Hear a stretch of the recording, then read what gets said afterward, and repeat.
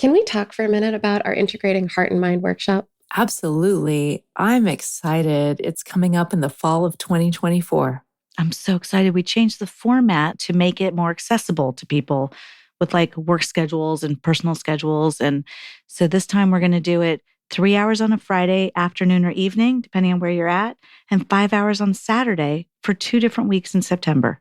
Yeah, it's so great. Like if you're finding yourself stuck in like sticky bad patterns or having communication issues or something like that, or if you want to just like get closer and trust yourself or your partner more, this is the workshop for you. Yeah, and individuals are welcome, couples are welcome. If you're interested in really thinking through how to serve yourself well inside of your relationships, then we've built a workshop that will support you in finding the ways that are just right for you. To sign up, head over to our website at whydoesmypartner.com/events.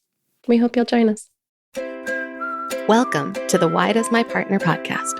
I'm Jules. I'm Vicki. And I'm Rebecca. We're your hosts. We're also couples therapists and messy humans bumbling through our own relationships every day. We met at a training, and our secret sauce is that we and our partners became fast friends.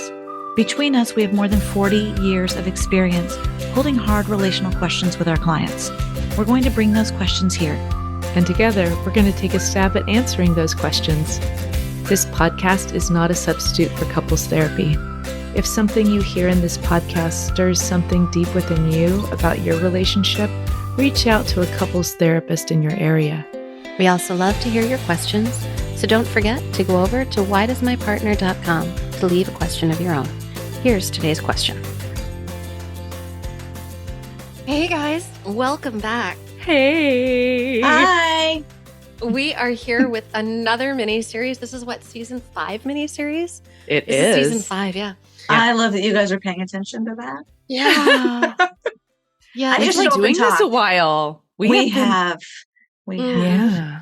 We have, I don't know. Haven't looked in a while, but I think there's like over 60 episodes that folks can go back through. It's kind of crazy. And we're But about to add some more. I know. Here we go. So this mini-series is going to have this episode plus 4 more. So that's 5 altogether. Mhm. And we are talking about boundaries. Why are we talking about boundaries? Yeah, let's talk about that, Vicki. Why are we talking about boundaries? You all are Aside going from to the fact that embarrass me. everybody needs help with boundaries. Well, there's that. There's that. But there's also a little bit of a celebration in here. Oh, huge celebration. Yeah. Our Our- friend. I wrote a book. Jules wrote a book. Yay! It's called Setting Boundaries That Stick. Y'all, it is so good. Oh, thanks, hon. It is so good. I'm so excited. It's all about working with your brain and using neurobiology insights to create practices that make boundary work easier and works with your lower brain really well. And it's like, here's what happened, right? Is I have all these people asking me about this stuff, and I'm reading things on it that were out there. And I was thinking like, well, all these ideas are awesome, but how? All these What a good way to phrase it. Yeah. how to put do you it in actually do practice. it? Right. And so I started researching all these network systems in the brain and course you how do did. they talk. Yeah, I know, I'm such a geek that way. And so if I want to work with having space between your mind and my mind, well, which network in my brain is guessing about what's happening in your mind? Which part of my Mhm. brain lets me feel connected to you? So once I understand a little bit more about how that network works, it helps me understand what kinds of practices are actually helpful. So Sure. I decided to write a book on practices that you can use to support your brain in the how part of setting the boundaries you want. I What a love it so gift. fucking much. Oops. Yeah, I love it so much. My little ears can't do it. I know I wasn't using my containing boundary there. I'm sorry, Vicky. Jules, I think I have a lot of favorite things about you. Not gonna lie. Mm. I think my favorite thing about you that trickles into everything is the fact that you were an auto mechanic. Because that Oh. story in my head is that is why you then learned about the brain. Oh, that's so fascinating. Oh, the like how things Because- work. Yes, because I Mhm. remember you saying you may have really Mhm. believed this at the time. I don't know, or you may have been paraphrasing, Mhm. but I remember a quote from Jules. I was, in grad school to be a therapist, and I thought, I know a car engine. Why Mhm. don't I know the brain? That's exactly right. So I was thinking, like, I wouldn't Oh, ask myself or one what a of the guys gift. to like work on a transmission if they didn't know how a transmission worked. I didn't understand in grad Right. school, why on earth are you asking me to work with somebody's mind if you don't want me to know anything about how brain works? Because in my grad school there Seriously. wasn't anything. Right, mine We had neither. like one Mine kind neither. of sort of half a class and Right. barely. But like, if you hadn't been a mechanic first, I don't know that you Honestly. Yeah, we had It was psychopharmacology, like, but how we do had drugs nothing affect your on. brain? Yeah, Kind that's of. it. Yeah, it was pharmacology. Yeah, it was Oh, pharmacology. So it talked that. a little bit about Yes. neuroscience then, but that is how I got into it. But then I think, like, that's sort of how I've approached all sorts of things in my life. It's like, wait, I Yeah. really want to understand how they work. So I studied poetry before I even went to college. I was taking summer classes on poetry because this thing moved me. Poetry moved me a lot, but I wanted to understand, how are people putting poetry together? So I took a bunch of classes while I was in summers before I went off to college, and I loved theater, and my undergrad is in theater. I loved theater because I loved the way plays made me feel, but I didn't want to. I tried being an actor. Turns out I have terrible stage fright, by the way. How weird is that? But I do. Oh, I'm still wow. to this day. It's awful. I do not actually enjoy public speaking. You'd be surprised I because hear that most people who are public speakers don't enjoy it. yeah, it's actually Yeah. not. It's very It's scary. that you know how to Yeah, work yeah, through it. Yeah. I work through the fear, but Yeah. it's not that I'm Mhm. not afraid. But what I loved was directing.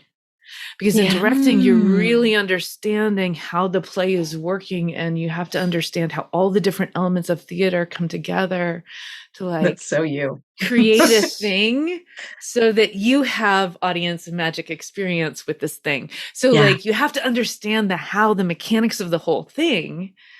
And so I think it's not just the auto mechanic in me, though certainly that was part of it, but I think I've always been doing That's this, what I'm wondering hearing. about the Yeah. how. Wondering about the Yeah. how. So speaking of, Part can I of- take us a Mhm. little deeper into Yeah, this yeah. introduction? Because speaking about the how, like I know that you have this amazing course that folks can find on Therapy Wisdom. Therapy Wisdom, by the way, is one of our is our sponsor, is helping us bring this episode to you. We are so grateful for them. And folks Mhm. can find that course on Therapy Wisdom, Two right? courses. Yeah, I Right. have But two courses. there's at Yeah. least 2 one courses that's on boundaries. specifically. Oh, there's two on boundaries. Yeah. Mhm. Mhm. Okay, yeah. So Yeah. sorry about that. I just forget all the details. But yes. Yeah. But in addition That's to why that, we're like, all here. yeah, so folks can go deeper there. They can do that now, but then they could also get this book that's coming out December 1st. And The book. we just want to spend a little time, I think, today talking about the how that Mhm. boundaries work, right? Like you have outlined 6 steps, Yes. right? Yes. So I Mhm. think it might be really helpful for us to understand those 6 steps as we go, Mhm. especially through the next 4 episodes in this mini series. We Sure. need to outline this for folks so that they have like a key to understanding it. Yeah, Mhm. yeah, I'd love to. So first we'll just name them. And before I even jump into that, I just want to name, I actually don't think of boundaries as one thing. I think of them as many different things that we're using one word to try to describe. Yeah. And so I've broken them down into categories. And so right now I want to talk about what I call an external boundary. So that's probably what most of us think of when we say boundary. It's how do I communicate what is and is not okay for me to someone else. So when I think about how do you do that? Well, long ago, a mentor of mine, Carol Middleberg, was talking to me about this. And it's through those discussions that the beginnings of these 6 steps were born. Yeah. So big shout out to Carol. Thank you so much for your mentorship, because it really changed my life and made me a big part of the therapist I am today. And it's out of those discussions that I was like, wait, how do I hone this and really help clients work through it? And it's honestly, thank you to every client who I've ever worked through this with as well, because working through it with you Mhm. really helped me understand, what Yeah. are the keys Yeah. to this map. Yeah. So I made a map. Here's how you set a boundary. So the first step is to find a big why.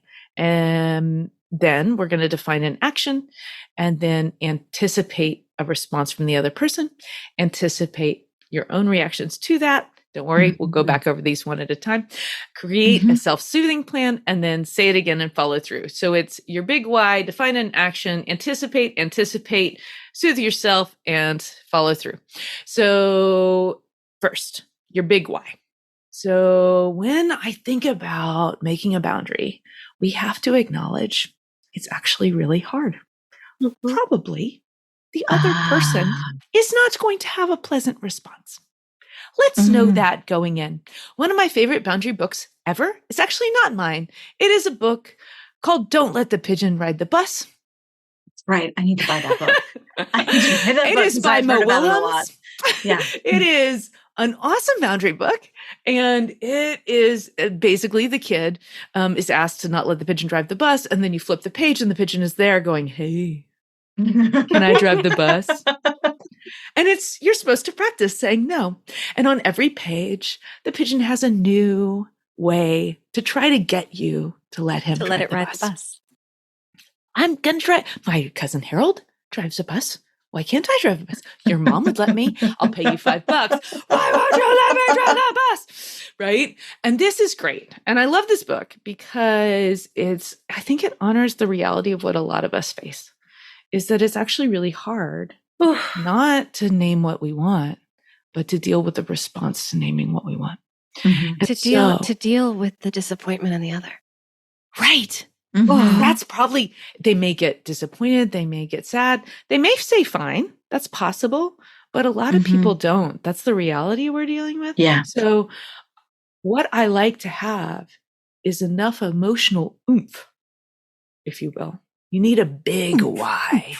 Well, I'm chuckling inside because I was thinking like, I don't know what a big why is. And it's exactly what it sounds like it would be. Yeah. Like it's You not really need a why. It's really like That's big enough. Yeah. Why are you doing this? Yeah. That you'll put the work behind it. You need the work behind it. And you're going to have to make it through some hard waters probably. And so you need a big, juicy reason why you'd put yourself through something that's hard. So that's step one. So step one, notice, has nothing to do with the other person. Oh, yeah. In fact, every single one of these 6 steps is done internally in you prior to setting your boundary. So step 1, find your big why, enough emotional oomph. It makes it worth it. If it's going to be a mellow C, a medium big why is fine.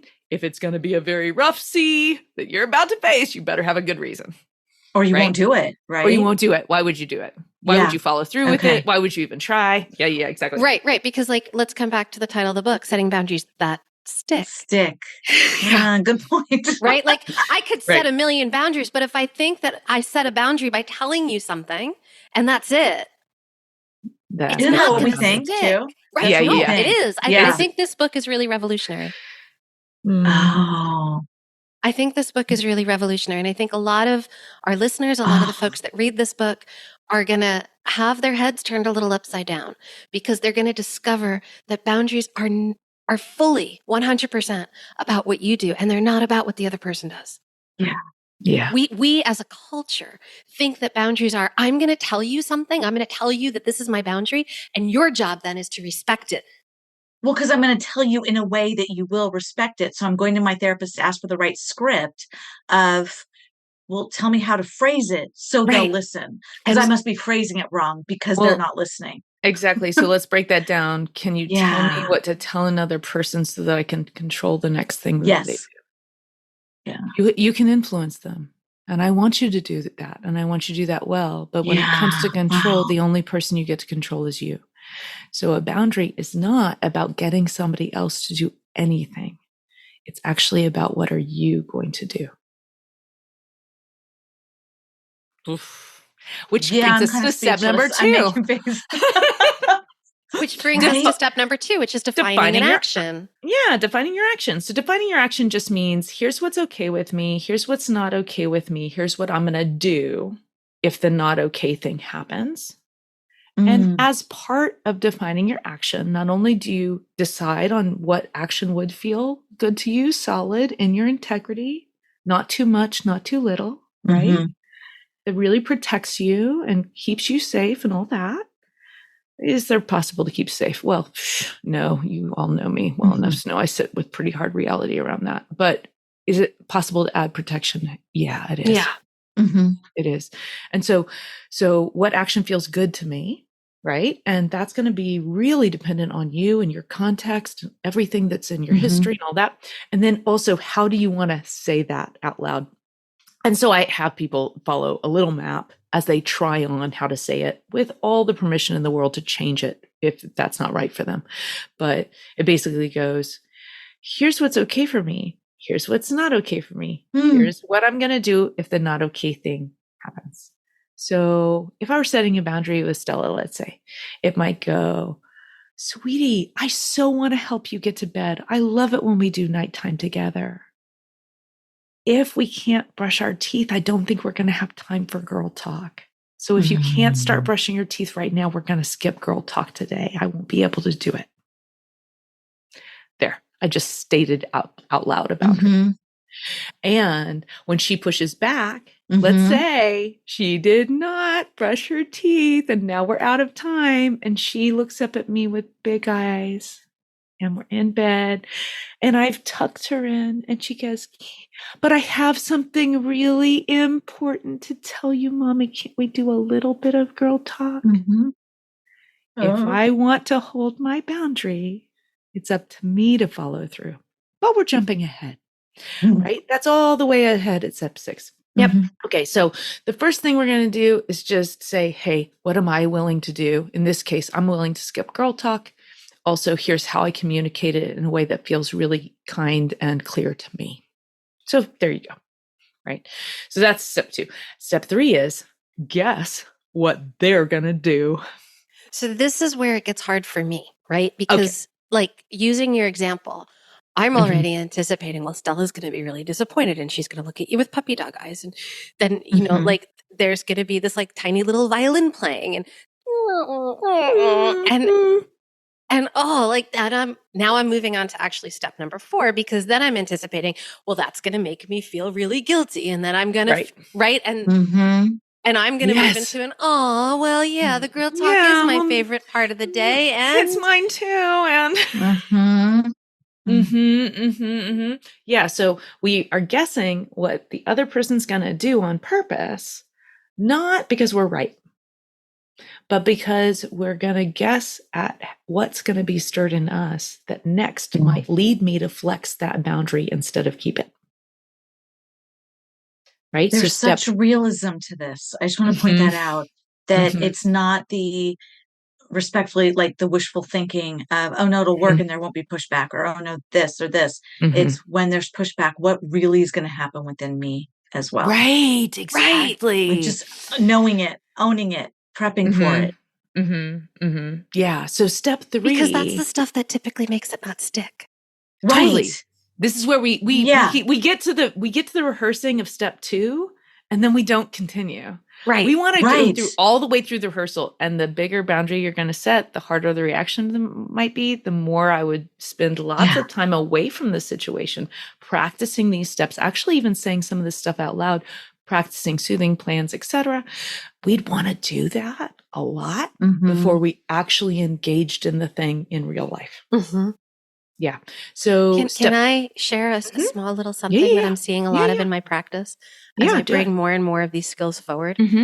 What I'm noticing is that my people are practicing a lot of the practices that we're going to be sharing later in the series. They're practicing them for like 2-3 months. Yes. And then we're not even we're doing some of this conversation. We're talking about the big why. We're going through these 6 steps. But after they've practiced these skills for months, and then it's like just kind of effervescently bubbling through their lives. Yeah. And they're surprised by it. Right? That's so great. Yeah, it's so These practices amazing. really do work if you want to commit to them. And we don't even know commit to them. If you want to commit to them. And it does. Can we say how long again? Yeah, I said 2, 3 months. 4 months, 6 months for some folks. Yeah. This is not some, do this magic thing and your brain's going to feel amazing. That's not a thing. I don't believe that's a thing. No, I'd actually say that this is much more like, oh, you want to learn how to play the guitar? Right. Right. Well, let's practice some scales. Right. And so we don't even know what inner work to do yet because we haven't really been with the 6 steps. But when you even try these on, you'll start to see, ooh, when other people have a hard time, that's really hard for me. Well, psychological boundaries is where to go. We're going to cover that in this mini series. Or, ooh, actually, I don't say stuff that feels like it's in my integrity. Oh, containing boundaries is the way to go. Don't worry, we're going to cover that in this series too. Ooh, you know what? I'm good at this, except for when it comes to how my partner touches me. Great, no problem. That's physical boundaries. We're going to talk about that later. So stick with us in the mini series because we're going to be talking a little bit about this. There's an answer for everything. Well, I don't have an answer for everything, but I do have very deep thoughts about boundaries. And we're not in this, right? Well, we got away from the 6 steps a little bit. We're on step number 5. We're on step number 5. Before I even get to step number 5, I have to deter for a second. It's just like we're actually only sharing in this mini series the first 4 chapters of the book. I think it's about the first 5 or so, but yes. 5. Yeah. It's like the first half of the and not book, in detail. Yeah, we're leaving out lots, but we're going to cover like a deep teaser for our people who listen to this so that you can feel into it. And if you want more, if you like what we're saying, there's actually quite a lot of content that we're not going to cover in here. Go order the book. It's already available at all of your favorite booksellers. Yeah, you can pre-order it already. Yeah. So step 5. So here's what I do. I guess about what's going to happen in you, and then I guess about what's going to happen in me. And then step 5 comes, and I create a soothing plan, something fast I can do in the moment to help me remember my big why and to calm enough that it's worth it to move forward into step 6, that I can manage it, that my brain can actually handle it. Can I just pause here with step 5? Yeah. Because this revolutionized my life. A soothing plan? Yeah. Yeah, on so many levels. And it revolutionized my life. It revolutionized my relationship.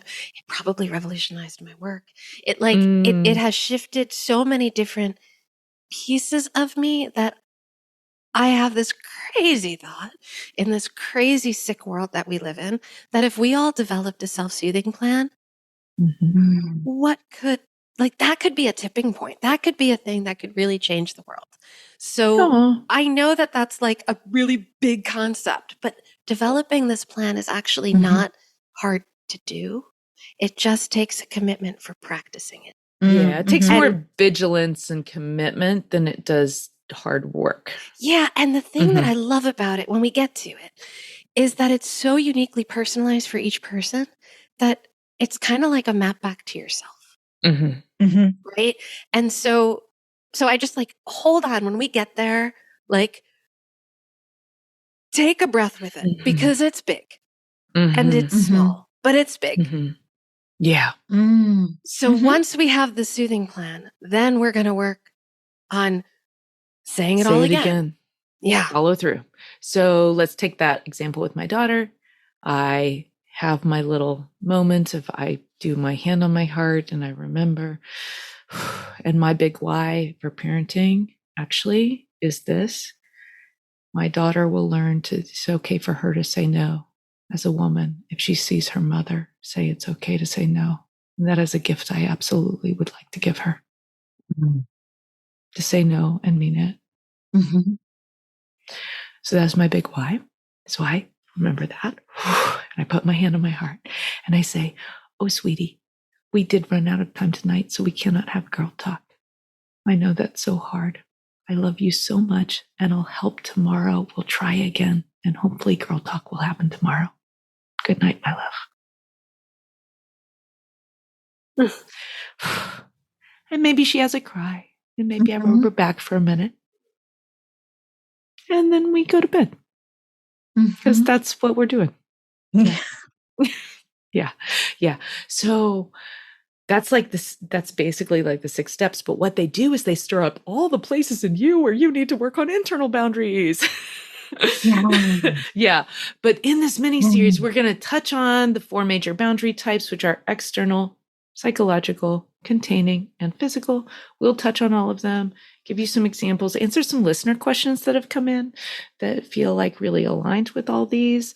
And so you'll see us work through 6 steps next time with a listener question. Woohoo! All right, y'all. So thank you so much for listening. Don't forget to check out Therapy Wisdom. They have a special code that they're offering us for free access on any one of Jules's 1-hour wise conversations. You just have to use the code WDMP. That's for Why Does My Partner? WDMP at checkout. Thank you so much, Therapy Wisdom, for helping us bring this show to everybody. And y'all, don't forget to go pre-order a copy of Setting Boundaries That Stick. Thanks, We'll be everyone. back next week. Bye. Bye-bye. That wraps up this week's episode. Join us again next week for another Why Does My Partner? We hope that you continue to listen wherever you get your audio and that you'll follow the show. To go deeper, join us at one of our workshops. You'll find our next date at whydoesmypartner.com. Did you know you can ask us your questions? Your questions are relational gold. Go to whydoesmypartner.com to either write in or record your question for a future episode. And here are some gratitudes. Thanks to Al Huberman, our sound editor and podcast production magic maker. Thanks to every one of you who has joined us for our workshops in the past. We've learned so much from all of you. And thanks to everyone who's reviewed the show on Apple Podcasts. Your reviews help others to find the show. Take care of each other best you can. See you next time.